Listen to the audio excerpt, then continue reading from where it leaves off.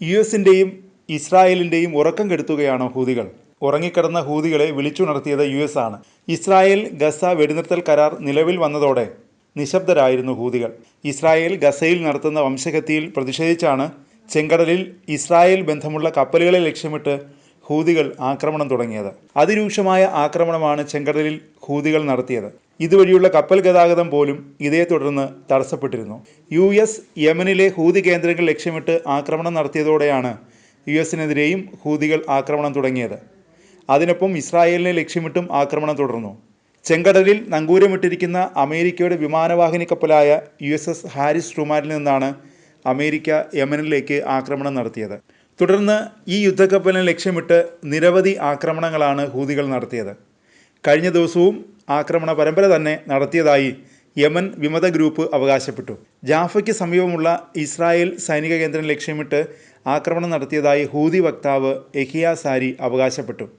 Drone ഉപയോഗിച്ചാണ് ആക്രമണം നടത്തിയതെന്നും യഹിയ സാരി വ്യക്തമാക്കി. അതിനൊപ്പം അമേരിക്കയുടെ യുദ്ധക്കപ്പലായ USS ട്രൂമാനെതിരെയും ആക്രമണം നടത്തിയതായി യഹിയ സാരി അറിയിച്ചു. യമനിലെ അൽ ജാഫ പ്രോവിൻസിന് മുകളിലൂടെ പറന്ന US-ൻ്റെ MQ-9 ഡ്രോൺ വെടിവെച്ചിട്ടതായും യഹിയ സാരി അവകാശപ്പെട്ടു.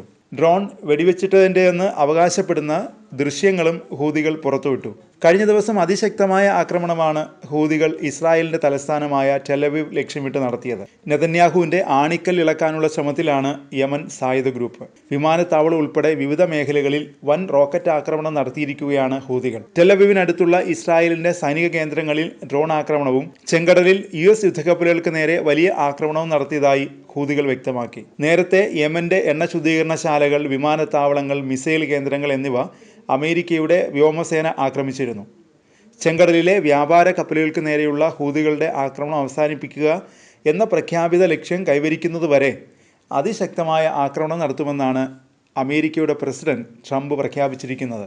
3 ആഴ്ചകൾക്കുള്ളിൽ അമേരിക്കയുടെ സൈന്യം ഹൂതികൾക്കെതിരെയുള്ള ആക്രമണത്തിന് ഏകദേശം $1 ബില്യൺ ചെലവാക്കിയതെന്ന് അടുത്തിടെ പുറത്തുവിട്ട ഒരു റിപ്പോർട്ടിൽ പറയുന്നു.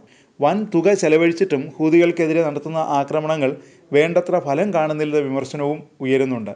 ഇതോടെ അമേരിക്കയുടെ തന്ത്രത്തിൻ്റെ പാളിച്ചകളെയും വീഴ്ചകളെയും ചൂണ്ടിക്കാണിച്ച് വിവിധ കോണുകളിൽ നിന്ന് ചോദ്യങ്ങൾ ഉയർന്നു കഴിഞ്ഞു. എന്നാൽ ട്രംപ് ഭരണകൂടം സൈനിക നടപടി ഫലപ്രദമാണെന്നാണ് വാദിക്കുന്നത്.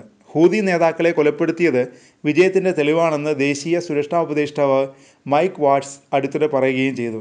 ഇത്രയും നാശനഷ്ടങ്ങൾ ഉണ്ടായിട്ടും ഹൂതികളുടെ ഉന്നത നേതൃത്വം ഇപ്പോഴും സുരക്ഷിതരാണ്. മാർച്ച് പകുതി മുതൽ ഹൂതികൾ ഇസ്രായേലിനെതിരെ ബാലിസ്റ്റിക് മിസൈലുകളും അമേരിക്കൻ നാവികസേനയുടെ കപ്പലുകൾക്ക് നേരെ ഡ്രോണുകളും മിസൈലുകളും ഉപയോഗിച്ചുള്ള ആക്രമണവും തുടരുകയാണ്.